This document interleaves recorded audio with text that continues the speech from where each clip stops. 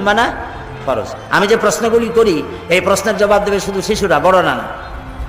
কারা জবাব দেবে? আজকের অধিকার সব শিশুদের। আজকের অধিকার কার এখানে? শিশুদের। প্রিয় শিশু কিশোর ছোট বন্ধুরা, তোমাদেরকে আবার বলছি, আসসালামু আলাইকুম ওয়া রাহমাতুল্লাহি ওয়া বারাকাতুহু।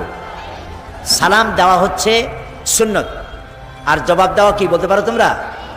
ও, তাও তো পারলে তোমরা। তাহলে আমি সালাম দিছিলাম, যাদের মুখে চকলেট আছে চকলেট এক কোনায় রেখা জবাব দাও জোরে সোরে, আসসালামু আলাইকুম। হ্যাঁ, খুবই সুন্দর। আমি আল্লাহর কাছে দোয়া করি আজকে তোমরা যারা এসেছো তাদেরকে আল্লাহ রহম করুন, ভালো করুন। আমি প্রথমেই বলতে চাই যে আমাদের একজন স্রষ্টা আছে, সেই স্রষ্টার নাম কি তোমরা কি বলতে পারো? সবাই বলবে, এদিকে আমার দিকে লক্ষ্য করবা, আমি কি বলছি সেদিকে লক্ষ্য করো, পারস্পরিক কথা বলো না তোমরা। আমাদেরকে একজন সৃষ্টি, এক মহাসত্তা আমাদেরকে সৃষ্টি করেছেন। তিনি কে? সবাই বলো, আল্লাহ। তিনি কোথায় থাকেন?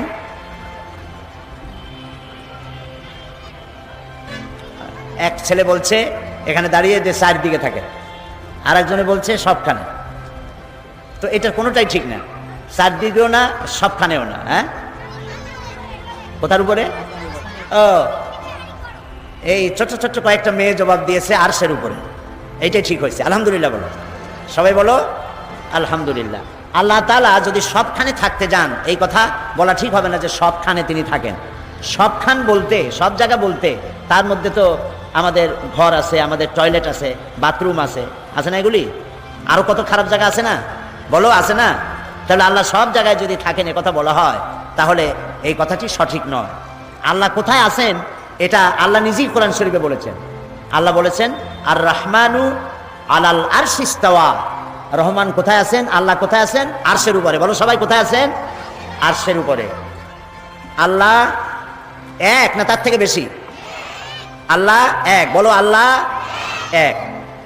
বেশি নয় কেন? বেশি হলে ক্ষতি কি? একটা স্কুলের কয়জন হেডমাস্টার হয়? একজন। একটা কলেজের কয়জন প্রিন্সিপাল? একটা বিশ্ববিদ্যালয়ের কয়জন ভাইস চ্যান্সেলর? একটা দেশের কয়জন প্রেসিডেন্ট? কয়জন প্রধানমন্ত্রী? যদি বেশি থাকে তাহলে ক্ষতি কি? হ্যাঁ, দেখছো দাঁড়ায় আর দেখাচ্ছে, সংঘর্ষ হয়, মারামারি হবেই। একজন প্রধানমন্ত্রী কবে যে আজকে আমি এই জিনিসটা পাশ করলাম, আরেকজন প্রধানমন্ত্রী বললো এটা আমি উড়াই দিলাম। একজন প্রেসিডেন্ট বললো যে আমি এটা বলতে চাই, আরেকজনে বলবে আমি এটা বলতে চাই না। তাহলে বোঝা গেল যে একাধিক প্রধান হওয়া কোনো দেশের জন্য, কোনো সমাজের জন্য, কোনো শিক্ষা প্রতিষ্ঠানের জন্য হলে পরে তাহলে এই দেশ, এই প্রতিষ্ঠান টিকবে না। কথা ঠিক কিনা বলো? এই জন্য আকাশ আর জমিন হলো বিশাল সাম্রাজ্য। এই বিশাল সাম্রাজ্য লক্ষ্য করো ছেলেমেয়েরা, এই আকাশ অনেক বড় আকাশ। এই আকাশের কয়টা খুঁটি আছে বলো তো? 4টে খুঁটি। আকাশের খুঁটি কয়টা? আকাশের খুঁটি 7টা। এদিকে মেয়েরাই ভালো জবাব দিচ্ছে, কিন্তু তোমরা ঠকে যাচ্ছ, মেয়েরা কিন্তু ফার্স্ট হয়ে যাচ্ছে। মেয়েরা বলতেছে একটাও খুঁটি নাই, আর তোমরা বলছো 7টা। কাদেরটা ঠিক? মেয়েদেরটা ঠিক। এই যে শামিয়ানা দেখতে পাচ্ছ, এই যে বিশাল একটা শামিয়ানা, এটার কি বলা হয়? শামিয়ানা। এই শামিয়ানার কতগুলি খুঁটি? গুনতে অনেক সময় লাগবে, ঠিক না? এই শামিয়ানাটা বড়, চাঁদোয়ানাটা বড় না আকাশটা বড়? বলো তো জোরে। আকাশটা বড়। তো ওই আকাশের খুঁটি একটাও আছে? এই বিনা খুঁটিতে আকাশটারে কে বানাইলো? জোরে বলো। আল্লাহ বানিয়েছে। সমুদ্রের যে জোয়ার ভাটা হয় কার হুকুমে হয়? আল্লাহ যদি একের চাইতে বেশি হইতো তাহলে ক্ষতি কি হতো? একজনে বলতো যে এখন জোয়ার হবে, আরেকজনে বলবে ভাটা। একজনে বলবে এখন দিন, আরেকজন বলবে রাত। এই জন্য আল্লাহ হচ্ছেন এক। জোরে বলো, আল্লাহ হচ্ছেন, বলো লা ইলাহা ইল্লাল্লাহু মুহাম্মাদুর রাসূলুল্লাহ। আল্লাহ এক, তিনি ছাড়া কোনো উপাস্য নাই, কোনো মাবুদ নাই। মুহাম্মদ সাল্লাল্লাহু আলাইহি ওয়াসাল্লাম আল্লাহর প্রেরিত রাসূল। তো এই আকাশ সৃষ্টি করেছেন আল্লাহ, জমিন সৃষ্টি করেছেন আল্লাহ। আল্লাহরে কি দেখা যায়? যারা জবাব দিল না তারা বুঝি দেখতে পায়। কি বলো, আল্লাহরে দেখা যায়? দেখা যায় না। কেউ কেউ বলে যা দেখা যায় না তা বিশ্বাস করি না। কেউ কেউ বলে যা দেখা যায় না তা বিশ্বাস করি না। একথা যদি সত্য হয় তাহলে বাতাস আছে কিনা তোমরা কি বিশ্বাস করো? কেন বাতাস যে দেখা যায় না বিশ্বাস করো কেমন? হ্যাঁ, তারপরে ফুল দেখা যায়, ফুলের গন্ধ কি দেখা যায়? যায় না। আল্লাহকে দেখা যায় না, কিন্তু তার কার্যক্রমের মধ্য দিয়ে আল্লাহকে বোঝা যায়। বলো আলহামদুলিল্লাহ। গাভী, তোমরা কি দুধ খাইছো? দুধ কিসের দুধ খাইছো? গরুর দুধ। মায়ের দুধ খাইছো তো মনে নাই? মনে আছে? আচ্ছা, গরুর যে দুধ দেয়, গরুতে কি খায়? ঘাস খায়। ঘাসের রং কি? সবুজ। দুধের রং কি? ঘাস খাইলো সবুজ, দুধ হইল সাদা। কে বানালো? সুবহানাল্লাহ বলবে না? এখন দেখো, দুধ যেখান থেকে বের হয় তার পাশের থেকেও আবার পেশাব বের হয়, আবার তার পাশের থেকে পায়খানা বের হয়, ঠিক না? একই জায়গা, পাশাপাশি জায়গা, এক জায়গা দিকে পায়খানা, এক জায়গা দিকে পেশাব, আর তার পাশ দিয়ে দুধ। এই দুধের সাথে পায়খানা পেশাব কিন্তু মিলে যায় নাই, পার্থক্য করে ভিন্ন ভিন্ন জায়গা থেকে পেশাব পায়খানা বের করে আর এক দিক দিয়ে সাদা এবং পান করতে অত্যন্ত সুস্বাদু এই দুধ যিনি দিলেন তার নাম কি? সবাই বলো, বলো সুবহানাল্লাহ। মধু খাইছো তোমরা? মধু বানাই কিসে? আরশোলায়, তেলাপোকায়। মধু বানাই কে? মৌমাছি। মৌমাছিরা চতুর্দিক থেকে ফুলের মধুগুলো নিয়ে আসে, এনে এক জায়গায় করে চাকের মধ্যে মধু বানায় দিল। এটাকে মানুষের শরীরের জন্য উপকার করে দিলেন আল্লাহ তাআলা। আল্লাহরে দেখা যায় না, তার এই সমস্ত কৃতিকলাপের মধ্য দিয়ে, তার ক্রিয়াকাণ্ডের মধ্য দিয়েই আল্লাহরে চেনা যায়। তাই তিনি হচ্ছেন এক, এবং তার হুকুম মানা আমাদের জন্য সুন্নত না নফল? আল্লাহর হুকুম মানা সুন্নত না নফল? ফরজ। মাশাআল্লাহ, তোমরা বুঝতে পেরেছো, তার হুকুম মানা ফরজ। আমি যে প্রশ্নগুলি করি এই প্রশ্নের জবাব দেবে শুধু শিশুরা, বড় না। কারা জবাব দেবে? আজকের অধিকার সব শিশুদের। আজকের অধিকার কার এখানে? শিশুদের। তো সুতরাং তিনি হচ্ছেন আল্লাহ, এ হচ্ছে আল্লাহর পরিচয়। তিনি আমাদেরকে সৃষ্টি করেছেন।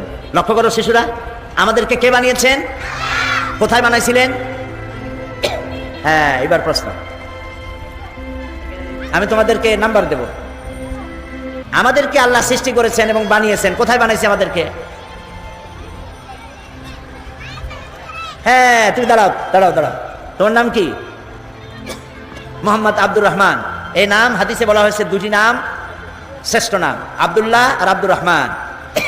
শ্রেষ্ঠ নামের একজন আব্দুর রহমান। এই প্রশ্নের সঠিক জবাব দিয়েছে যে আল্লাহ তাআলা আমাদের বানাইছেন মায়ের পেটে। আলহামদুলিল্লাহ বলো। আমাদেরকে কোথায় বানানো হয়েছে? মায়ের পেটে। বসো। সেই মায়ের পেটে যখন আমরা আসছিলাম, মায়ের পেটের মধ্যে ছিলাম, কেমনি ছিলাম তা তো আর এখন মনে নাই। ওইখানে ওই অন্ধকার জায়গা, মায়ের পেটের মধ্যে আলো না অন্ধকার? অন্ধকার। অন্ধকার জায়গার মধ্যে আমার চোখ দুটো ঠিক মতো হয়েছে না মাথার উপরে গেছে? ঠিক মতো হয়েছে। আমাদের কানগুলো কি বগলের নিচে গেছে না জায়গা মতো হয়েছে? দেখো তো, আল্লাহ তাআলা ইচ্ছে করলে এই চোখ দুইটা যদি কপালের উপরে দিতেন, কুমিরের চোখ থাকে কোথায়? এই দিক দিয়ে একেবারে উপরে। মানুষের চোখ যদি কপালের উপরে হইতো তাহলে তো বল খেলা যাইতো না। বল আয়সা যখনই হেড করতে যাইতো তখনই আগে চোখ দুটো চলে যেত, ঠিক না? জায়গা মতো সুন্দর জায়গায় চোখ দুটি যিনি সেট করেছেন তার নাম কি? আল্লাহ। এই কান এইখানে না হইয়া কান দুটো যদি হইতো বগলের নিচে, তাহলে আমি বক্তৃতা করতাম, বক্তৃতা শোনার জন্য সকলের জামা কাপড় চাদর খুলিয়া হ্যান্ডস আপ করে বসা লাগবে, ঠিক না? তাহলে এই কান দুটো জায়গা মতো করে দিচ্ছেন কে? আল্লাহ তাআলা। তারপর দেখো, পায়ের উপরের চামড়া আর পায়ের তলার চামড়া একরকম? একটু হাত দাও পায়ের উপরে, নিজের হাত দিয়ে দেখো। পায়ের উপরের চামড়া আর নিচের চামড়া একরকম? পায়ের উপরের চামড়াটা কি? নরম, আর তলার চামড়াটা শক্ত।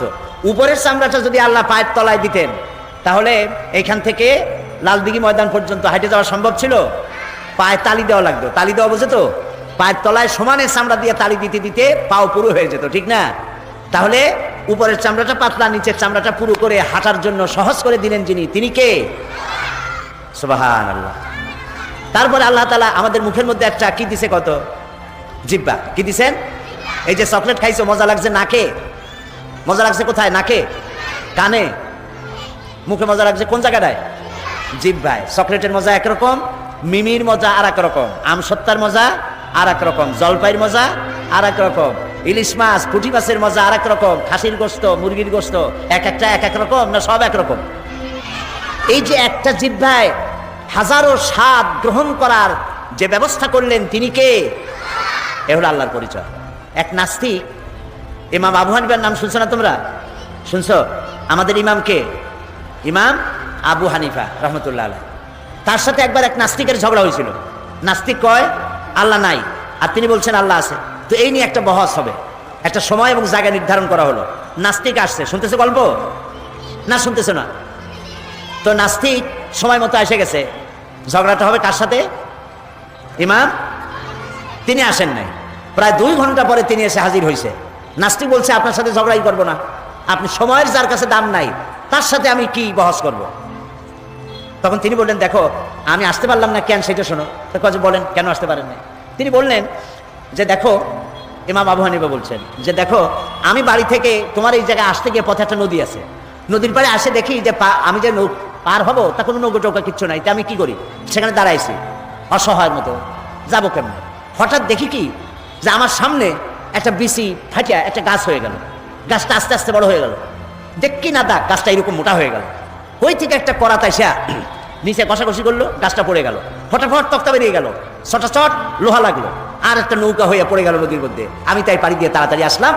ওই যা দেরি হয়েছে নৌকাটা হইতে, গাছটা বড় হইতে, তাই দেরি হয়ে গেল। নাস্তিক কয় যে আপনি মাথা খারাপ, আপনার সাথে আমি কোনো বহসই করতে চাই না। তো আমার মাথা খারাপ কেন? কই যে বিনা মিস্ত্রি একটা গাছ কি ফট করে বড় হইতে পারে? আর যাও বড় হইলো, বিনা মিস্ত্রিতে কি গাছ কাটা যায়? বিনা মিস্ত্রি কি তক্তা হয়? বিনা মিস্ত্রিতে কি এই তক্তায় লোহা লাগিয়া তা কি নৌকা হইতে পারে? একটা মাথা খারাপ আপনি। ইমাম আবু হানিফা রহমতুল্লাহ আলাইহি বললেন আমি মাথা খারাপ না বেটা তোর মাথা খারাপ? বিনা মিস্ত্রিতে যদি সাধারণ ছোট্ট একটা নৌকা না হইতে পারে, একটা গাছ হারিয়েছিল আর তক্তা না হইতে পারে, এই বিশাল আকাশটা বিনা মিস্ত্রিতে তৈরি হয়েছে, এই দুনিয়া বিনা মিস্ত্রিতে তৈরি হয়েছে, তুমি আর আমি বিনা মিস্ত্রিতে তৈরি হয়েছি, এটা কি বিশ্বাস করা যায়? মাথা খারাপ তো তোমার। নাস্তিক বলল আমার অনেক বই কিতাব আনছিলাম, আমার তর্ক আর করবই না, আমি মুসলমান হয়ে গেলাম। লা ইলাহা ইল্লাল্লাহু মুহাম্মাদুর রাসূলুল্লাহ। সুবহানাল্লাহ বলবা না? তাহলে আল্লাহ তাআলা এই আকাশ এবং জমিনকে সৃষ্টি করেছেন, তোমাকে আমাকে সৃষ্টি করেছেন। এখন এই যে তোমাদেরকে আর আমাদেরকে সৃষ্টি করলেন, এই সৃষ্টির পর আমাদের কিছু কাজ আছে। কি কাজ শুনতেছো তোমরা?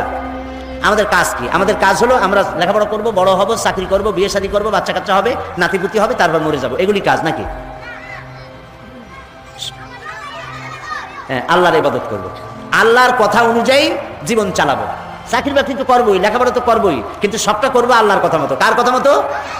এবং তার রাসূলের কথা মতো। একটা আদর্শ না হলে আমরা চলতে পারবো না। আমরা কিভাবে চললে আল্লাহ খুশি হবে, সেই জন্য আল্লাহ তাআলা নবী বানাইছেন। নবী বানাইছেন কেন? আমাদের আদর্শ হওয়ার জন্য। বলো তো কি জন্য? তিনি বলেছেন লাকাদ কানা লাকুম ফি রাসূলিল্লাহি উসওয়াতুন হাসানা।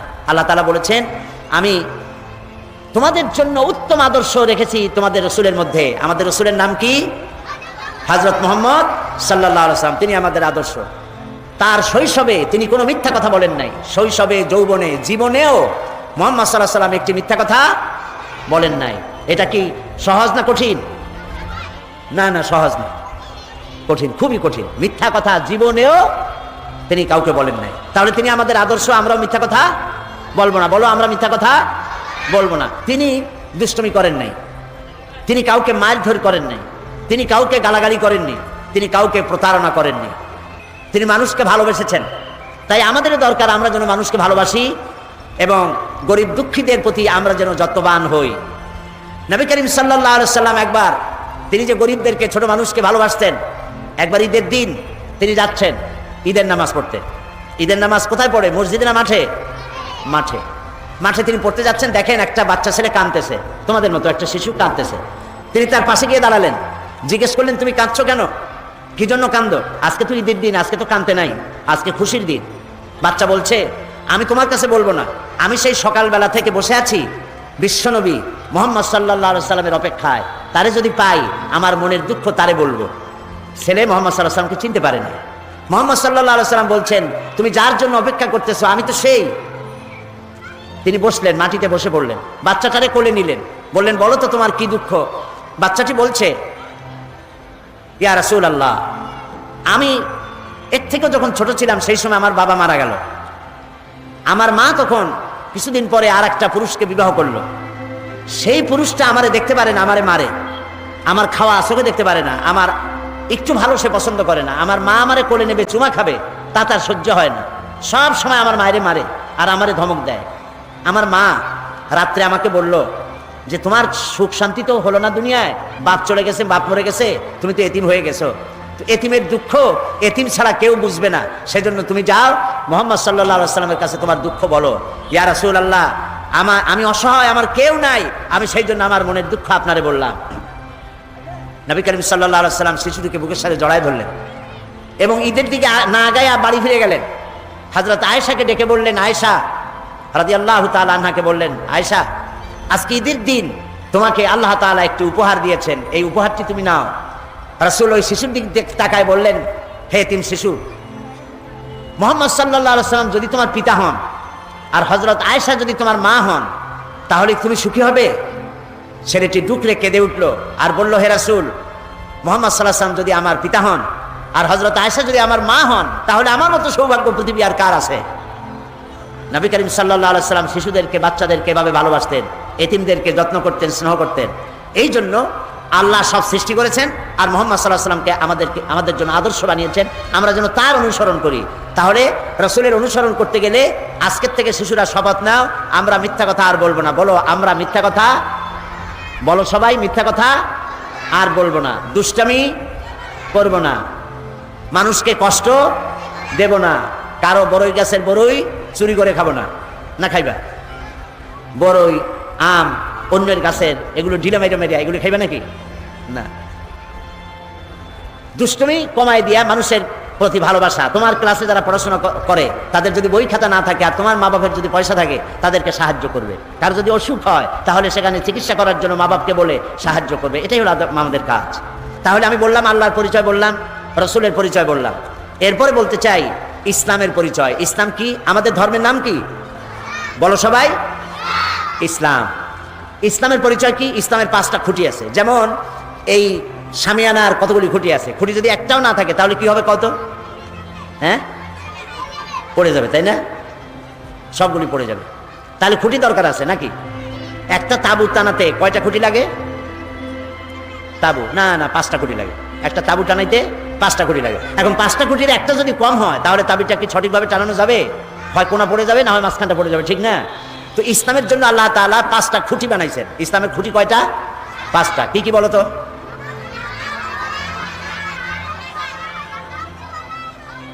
চারটা হয়ে গেছে। কালেমা দিয়ে এখান থেকে আসছে কলেমা। তুমি তো গান গাইছিলে না? সুন্দর গাইছো।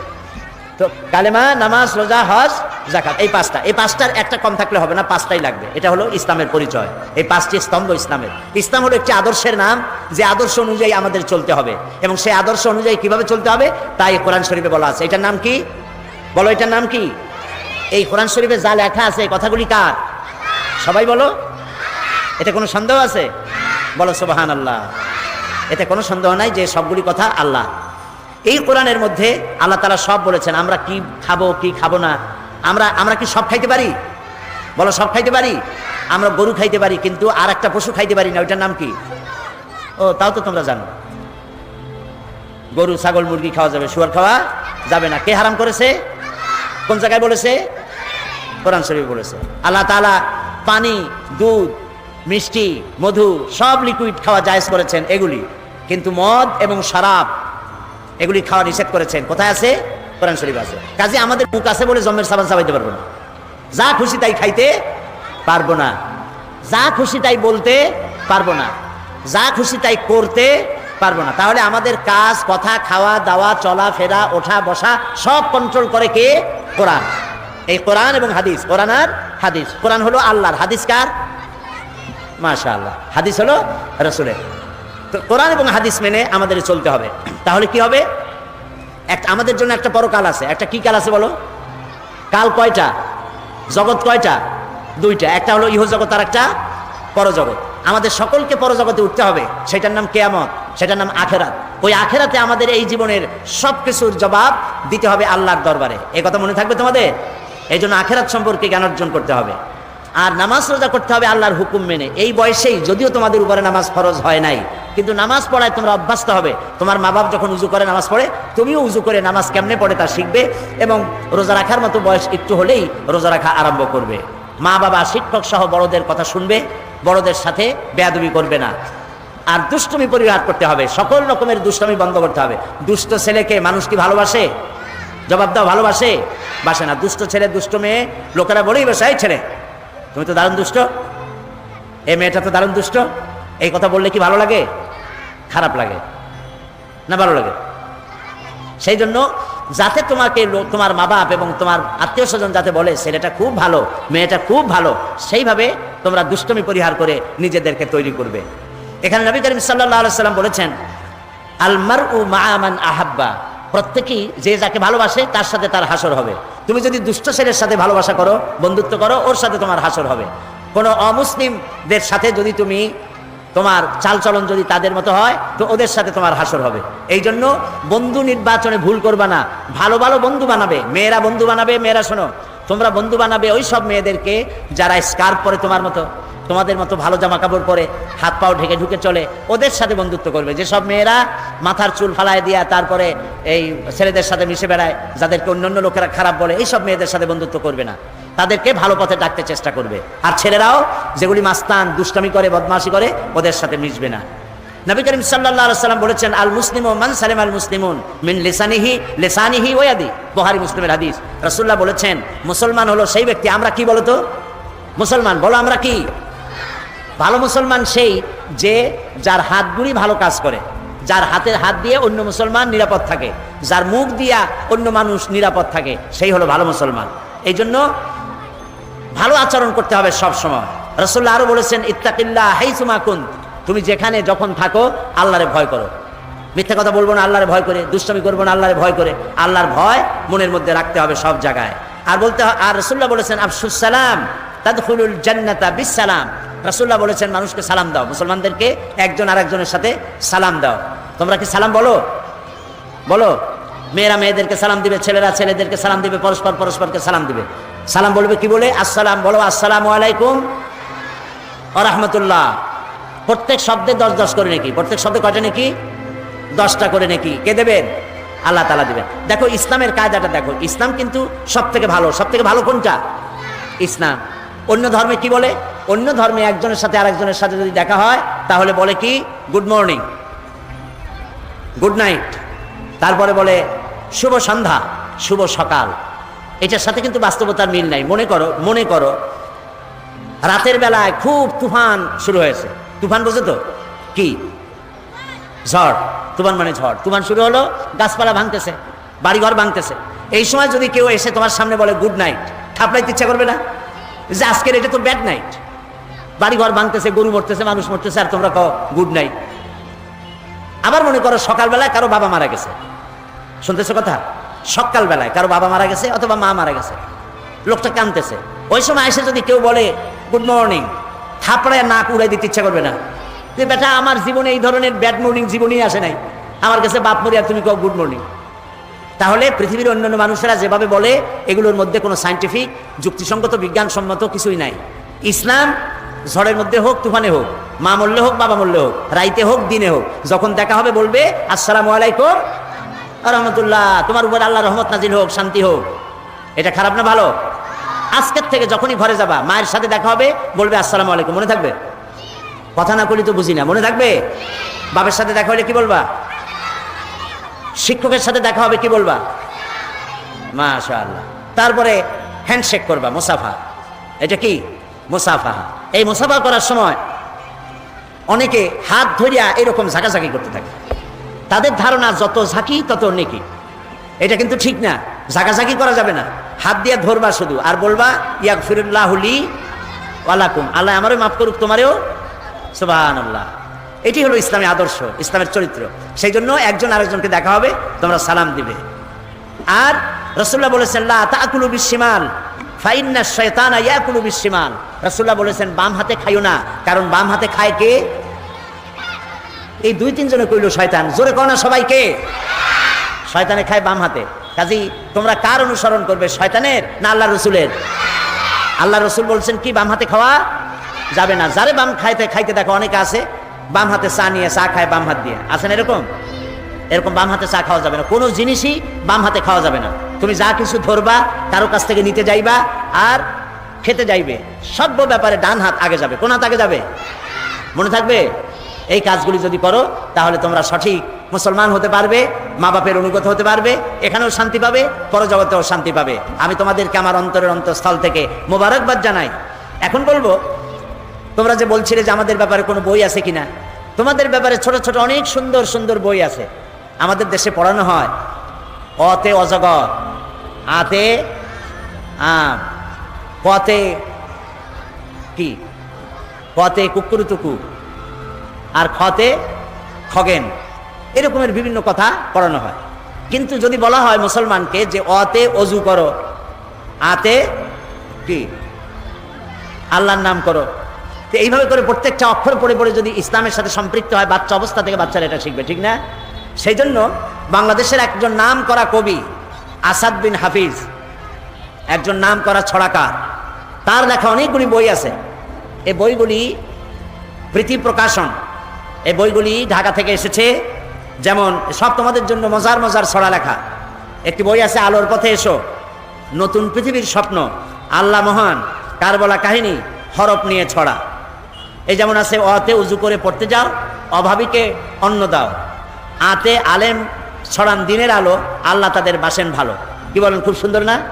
যাওয়ার সময় তোমরা এই ছোট ছোট বইগুলি ওইখান থেকে কিনে নিয়ে যেও, তাহলে ইসলাম সম্পর্কে তোমরা জানতে পারবে। কবি আসাদ বিন হাফিজের লেখা এরকম অনেক ছড়ার বই আছে, মজার মজার ছড়া। বাচ্চারা ছড়া খুব পছন্দ করে, তাই না? তা তোমরা ওখান থেকে যাওয়ার সময়, তোমরা যখন যাবে, বইয়ের দোকানগুলি সব খোলা আছে, ওখান থেকে ছোট্ট ছোট্ট মজার মজার ছড়ার বইগুলি কিনে নিয়ে যাবে। ওখান থেকে বইগুলি কিনে এগুলি পড়বে, মুখস্থ করবে। আর ক্যাসেটে অনেকে গান শোনে, গান শোনার অভ্যাস অনেকের আছে। ওই সব গান শোনা উচিত যে সব গান আত্মার খোরাক যোগায়। এজন্য সাইমুম শিল্পী গোষ্ঠীর শিশুদের জন্য ছোট্ট ছোট্ট গান আছে, সেই গানগুলি তোমরা নিবে, নিজেদের জীবনকে সুন্দর করবে। মিনসারওয়াল স্টুডিও চ্যানেলটিকে সাবস্ক্রাইব করে পাশে থাকবেন। ধন্যবাদ।